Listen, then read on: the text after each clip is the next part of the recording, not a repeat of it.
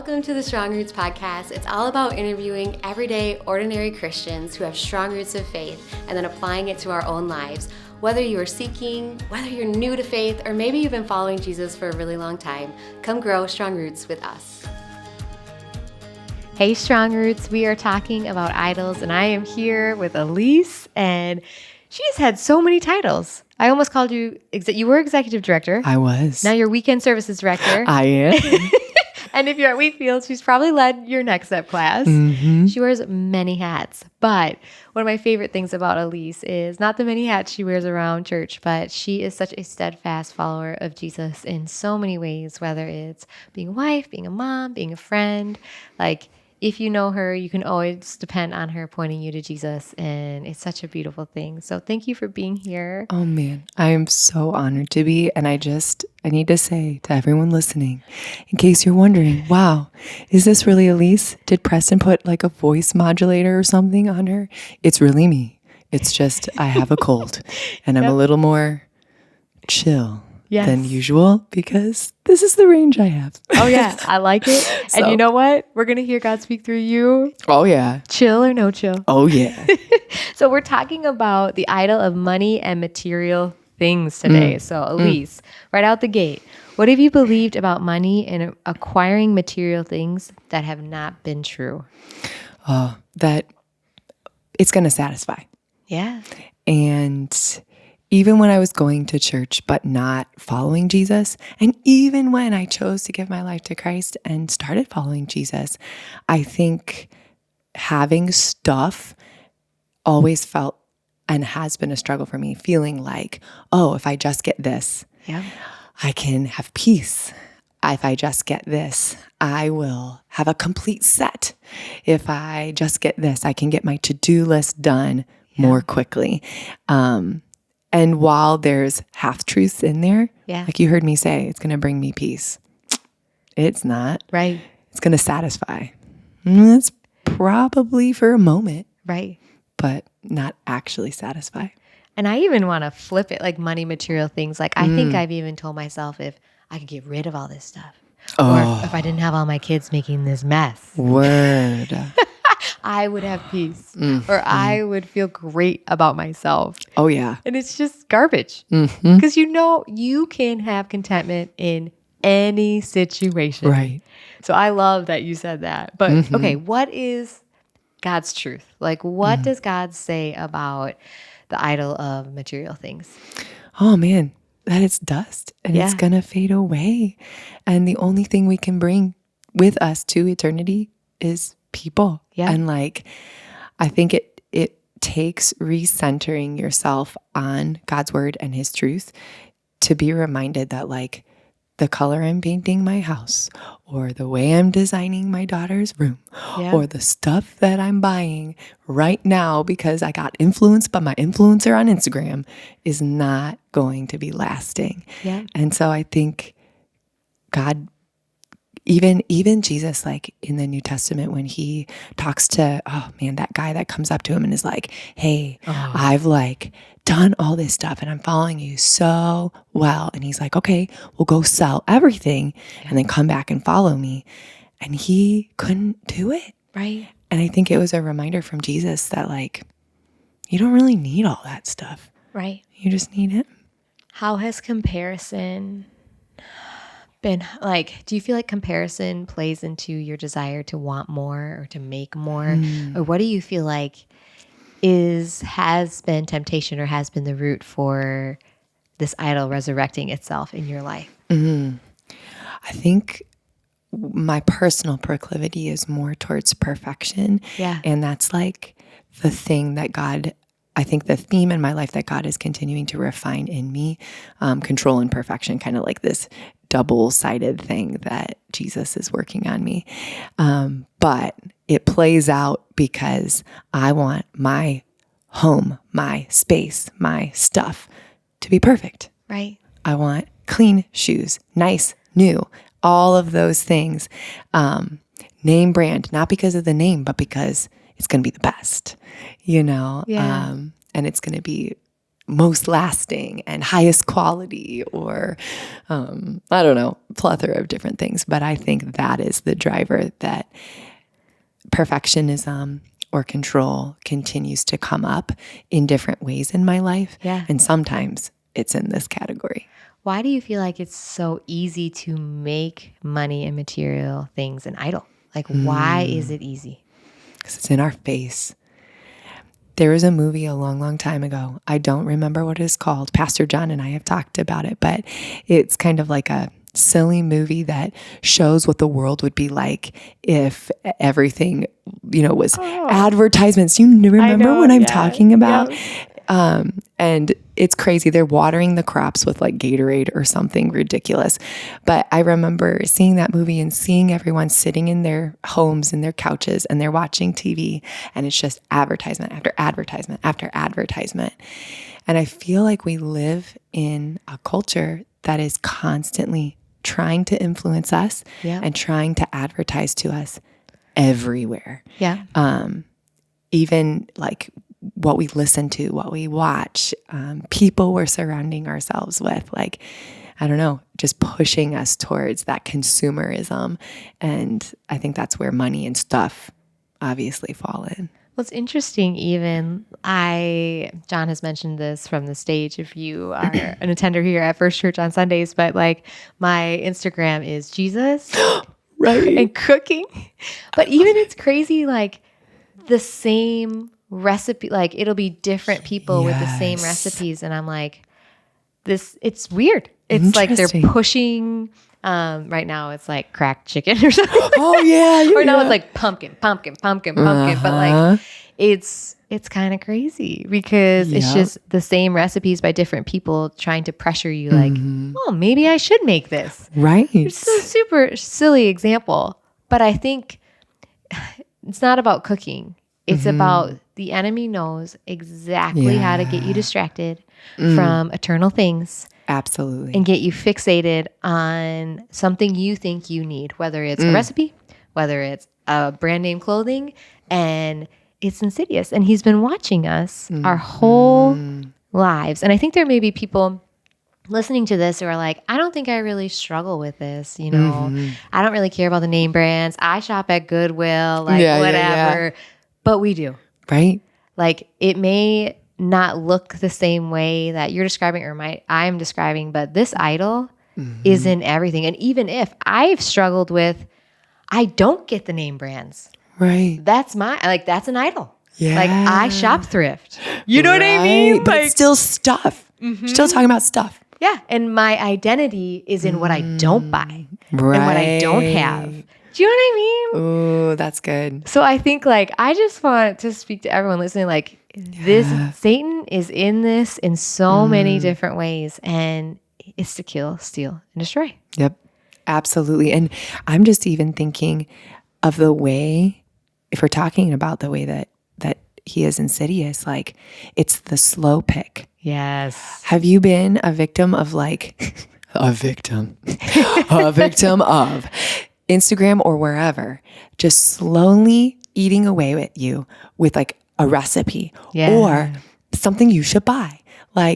It just keeps popping up and keeps resurfacing. And then you see somebody who has it. And then somebody asks you if you're going to get that. And it's I keep seeing it on my Instagram. And then finally, after 12 times, you buy it. Right. And it's whoa, that was an actual thing. That just happened. And how much of it sometimes is driven out of fear?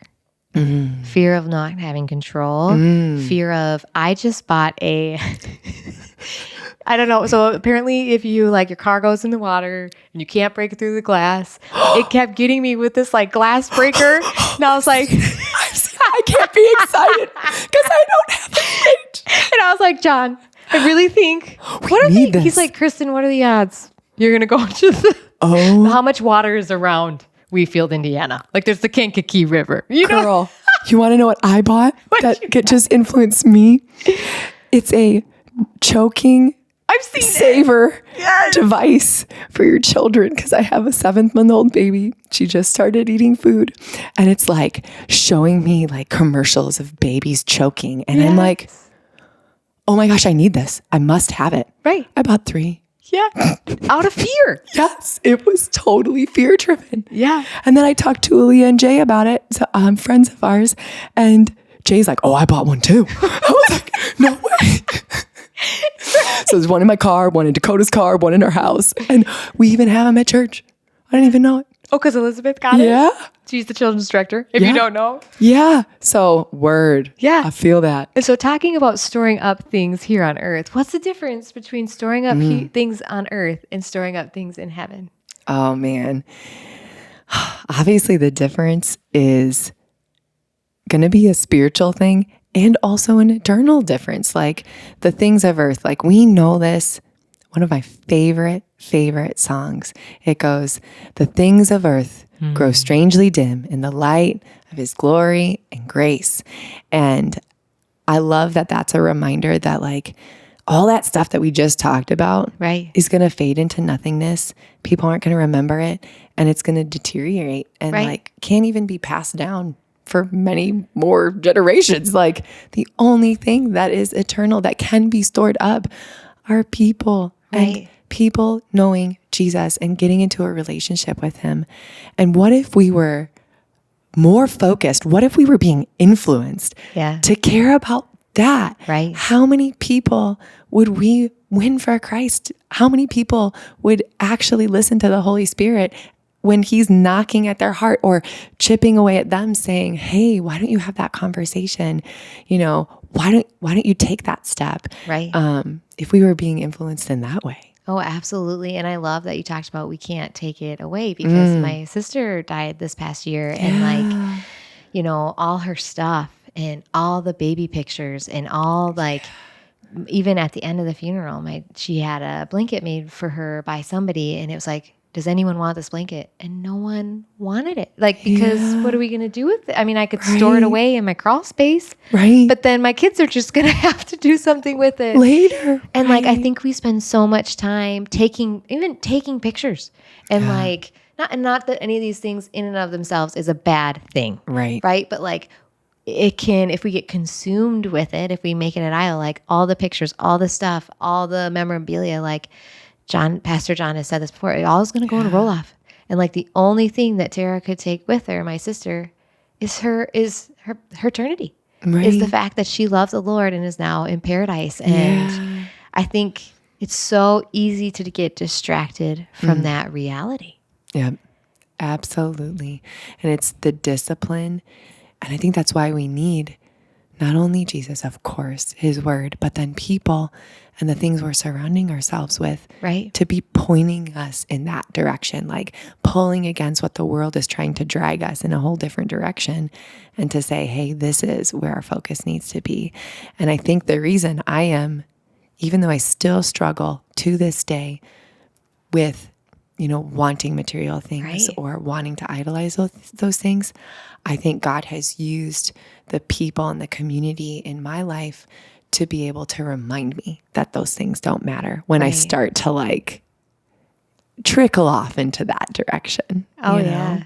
And I was just speaking to someone today about my sister and I was like, it has just made me think of eternity more. Yeah. Like, oh man, I bet. Yeah. Cause it's all I think about her, I think about eternity and that's how we want to live our life. Like it's not about like the reason why this life, the purpose of this life is to point to eternity, to point others to eternity, to point others to Jesus and to bring heaven to earth. And like, it's when my eyes are not fixed on heaven because this is not our home. Right.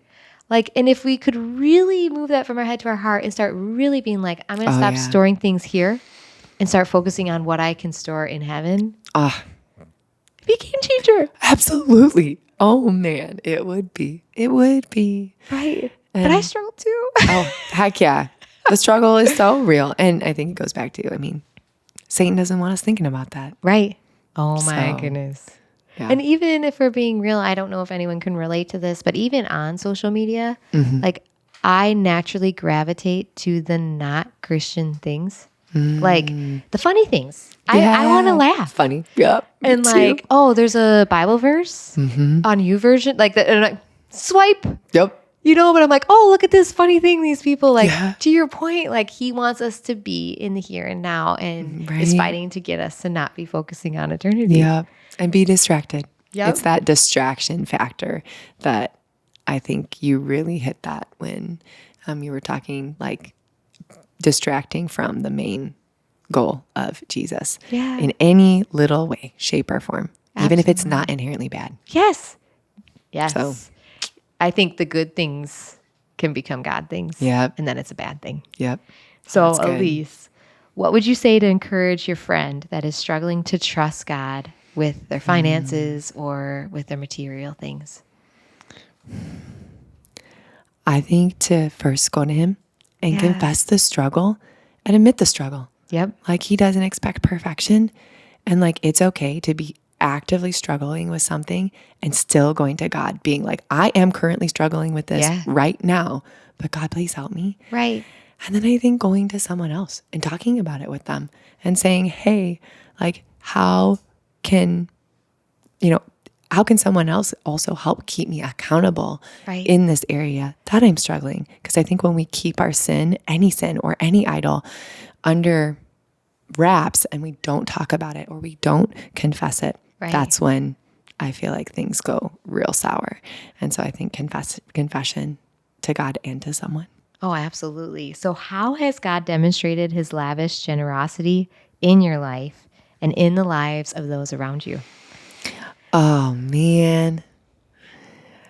I was just, even before sitting down to this podcast, talking about how God just heard a tiny little prayer of my heart that was yesterday, and he answered it this morning. And it was just like, he didn't have to do that. Right. But I feel like that is how I've been continuing to see God lavish on me, are these just little, God winks of like, he's there, he's present. Yeah. And it's not necessarily that he's like blessing me with something. Right. It's more blessing me with the knowledge of his presence and seeing him active and alive in people, in situations, in just around me. And I feel like that has been the true gift. It's the best. It really is. So. It reminds me, Alyce has brought this up multiple times with me, but if you haven't seen it, let me paint a picture for you. But Jesus has a big teddy bear behind his back. And then like we are a kid with like a raggedy little one. But he's asking us, like, will you give it to me? I have something so much better. And I know you're talking about his presence, but that is the best gift. Yes, absolutely. There's nothing better. Absolutely. Taking the time to be with him and to say, Lord, like, even though I'm struggling, even though I'm going through something, all of those moments that build up, that we've spent time with him, confessing, crying, complaining, praying, whatever. Yeah. I feel like that is what builds our relationship and then allows us to see those blessings and that lavishing that he wants us to be able to see. It's like almost like we get those blinders taken off and he's been doing it all along. Right. But now you're like, have like a new awareness, which is the best. But I think you said it best, is you have to stay connected to him in order to be able to see his lavishing his love. Like if you're not praying, if you're not in his word, you're going to have those blinders and be not aware most likely of all the things he's lavishing on you because you're ignoring him. Right. You know what I mean? And distracted and so focused on the other stuff. Like absolutely. So girl, I'm going to put you on the spot. Okay. We're going to have you flip it. Do you have anything you want to ask me about money, material things? Yeah. So Pastor has talked about this in his sermons and has shared that like you grew up with like a life that some people would say like, oh, had all the things, all the material things. And what made it either easy or hard to be able to live differently when you came to Indiana and when you gave your life to Jesus? Was it hard or was it easy? I think some of it was hard and some of it was easy. I think I still remember Christmases getting everything I wanted and just an hour later feeling so empty and so lonely. And when you're circling the things in the catalog and you're like, this is going to make me happy. This is going to bring me joy. And then after playing by yourself for an hour, you're like, this didn't bring the life and the joy and the happiness I thought it was going to. That has never left me because it wasn't a one-time Christmas. Like the lifestyle I lived was all the time. Like the amount of, we could get whatever clothes we wanted. We could go to, it was just constant and it was all empty. So I think when I gave my life to Christ, I'd already knew that stuff doesn't bring you what you're hoping it will. Right. And I feel like that was a gift God gave me through my childhood. Wow. Yeah. But I think what was hard was the sacrifices. It wasn't the stuff. It was my desires were the harder sacrifices for me to make. Like not getting the brand name shirt. That wasn't hard, but it was moving from my family. That was an idol that I had to smash, or like, us not having a gym with TVs. I was like, I just want one of those. Now we do. But like when we moved here, they just had fitness equipment. And that sounds so silly. But I was like, how am I going to walk if I can't watch Family Feud? But like silly things of like having to die to myself there. Like thinking that I need my family more than Jesus. I need a TV screen more than Jesus. That it all goes back to these things are going to bring satisfaction. Yeah. So even though God gave me a gift in my childhood that stuff doesn't, it still creeps up in different ways. And for me, it all roots from selfishness. Yeah. And thinking like, it is selfish. Like that I deserve it. I'm worth it. Yep. And I need it. Yeah. But it just roots its head in different ways. Yeah. And nothing is better than laying it at the cross. Nothing's better than, you said it, nothing's better than his presence. Yep. So absolutely. Thank you, Alyce. Oh yeah. So thank good. you. I appreciate you answering that. Oh yeah. And as always, we want to leave you with a tangible thing to walk away with, to live out. And I love that Alyce talked about God's presence is the most lavish gift that we could ever have. And if there's something in your life that's distracting you from God, whether it's social media, whether it's, I don't know, maybe it's the music you're listening to, you fill in the blank. But if there's something that's distracting you from truly being in God's presence and letting him lavish his love on you in that way, I want to challenge you to fast from it. For a period of, even if it's one day. Oh, that's one good. day. I would love for you to fast from whatever is distracting you from God's presence and to see how he shows up in your life in that way. Thank you for joining us, and I cannot wait to catch you next time. Bye, Strong Roots. Thank you so much for checking out this episode of the Strong Roots podcast. If you enjoyed it, make sure to check us out on all our other social media platforms. And I want to let you know that I am personally praying that your roots stay strong.